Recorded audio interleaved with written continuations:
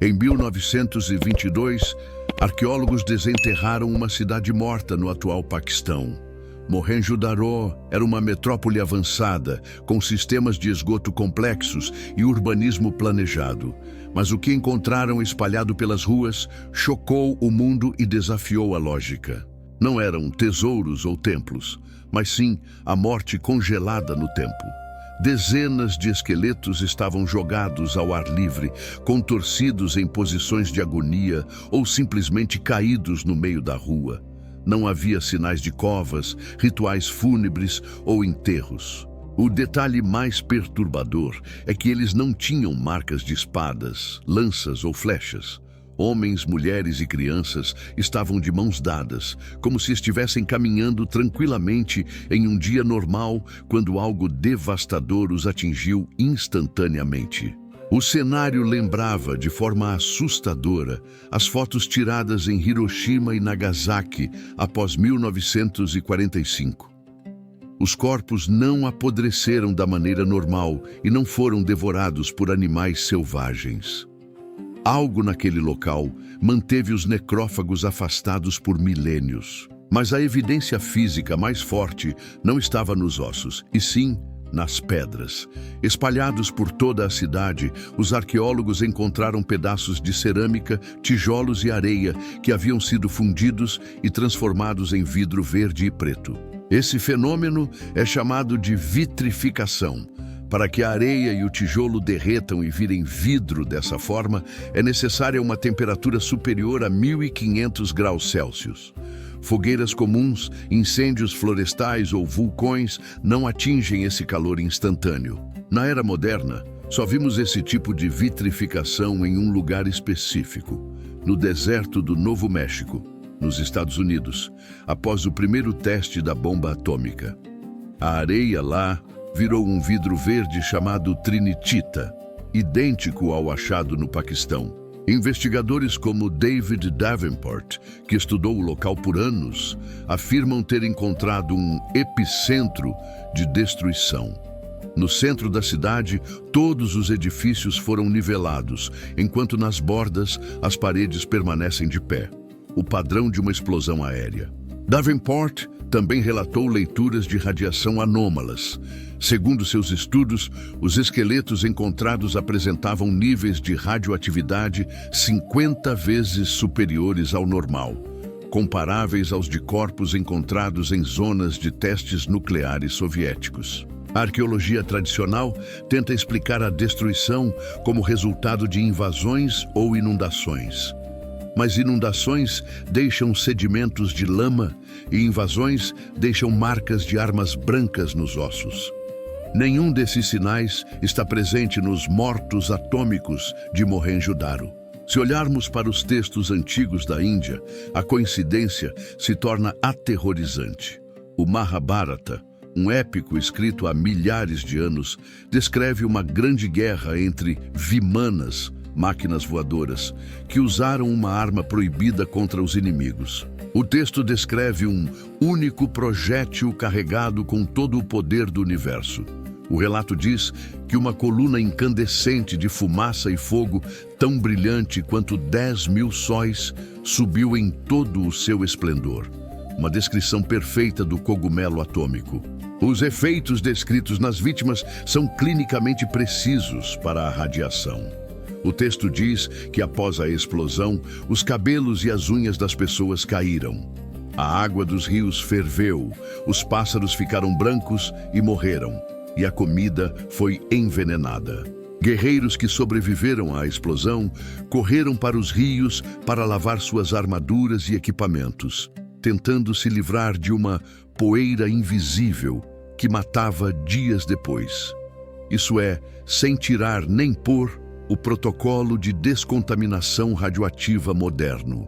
Como povos da Idade do Bronze poderiam inventar uma história tão específica sobre envenenamento por radiação e explosões que vitrificam a Terra, se suas armas mais fortes eram espadas de cobre e flechas com ponta de pedra? É uma imaginação impossível. Outro ponto curioso envolve J. Robert Oppenheimer, o pai da bomba atômica. Ele era um estudioso dos textos sânscritos. Quando viu o primeiro teste nuclear, ele citou o livro sagrado hindu. Agora eu me tornei a morte, a destruidora de mundos. Anos depois, um estudante perguntou a Oppenheimer se a bomba de Alamogordo foi a primeira a ser detonada. Ele respondeu de forma enigmática: sim, na história moderna. Ele acreditava que essa tecnologia já tinha sido usada antes. Céticos argumentam que a radiação pode vir de depósitos naturais de urânio ou tório no solo, mas isso não explica a vitrificação das pedras nem a posição dos esqueletos. A geologia local não justifica um calor de 1.500 graus sem um evento externo. Além de Mohenjo-Daro, existem outras ruínas na Índia e no Paquistão, onde as pedras das ruas parecem ter sido polidas por um calor intenso. A chamada Cratera de Lonar, perto de Bombaim, é outro local de mistério geológico sem explicação de meteoro. A teoria dos antigos astronautas sugere que extraterrestres intervieram em guerras humanas, mas a hipótese de uma civilização humana anterior, tecnologicamente avançada, que se autodestruiu e reiniciou o ciclo, é ainda mais perturbadora. Se aceitarmos a evidência da vitrificação, temos que admitir que uma arma de calor extremo foi usada na Terra há 4.000 anos. Se não foi nuclear, foi algo ainda mais poderoso e desconhecido pela nossa física atual. A cidade de Mohenjo-Daro foi abandonada repentinamente. Não houve declínio lento. A civilização do Vale do Indo, que era imensa e rica, colapsou e desapareceu dos registros, deixando para trás apenas lendas de deuses guerreando nos céus. Hoje o local é protegido, mas a erosão e o sal do solo estão destruindo as ruínas.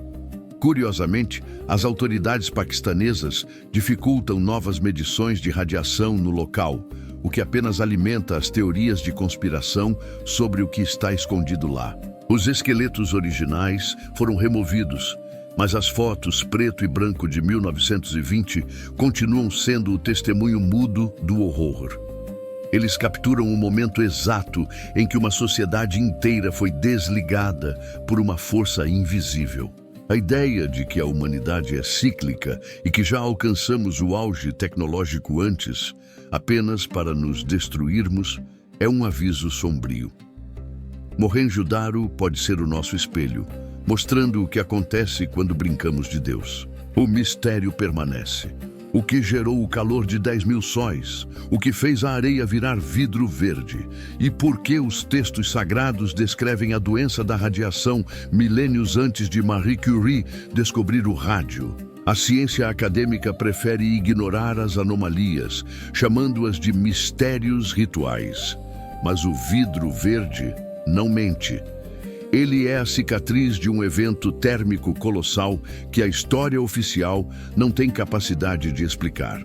Talvez a Primeira Guerra Mundial não tenha acontecido em 1914, mas sim milênios atrás, nos céus da Índia antiga. E as vítimas de Mohenjo-Daro foram os primeiros civis a sofrerem o terror de uma tecnologia que juramos nunca mais usar. Ao olharmos para essas ruínas, não vemos apenas o passado, vemos um aviso gravado em pedra derretida. A civilização é frágil e o fogo que roubamos dos deuses pode, a qualquer momento, nos queimar novamente. Mohenjo-Daro é a Pompeia atômica. Sem vulcão, sem lava, apenas o silêncio radioativo e as sombras de um povo que viu o sol nascer 2 vezes no mesmo dia e depois nunca mais acordou.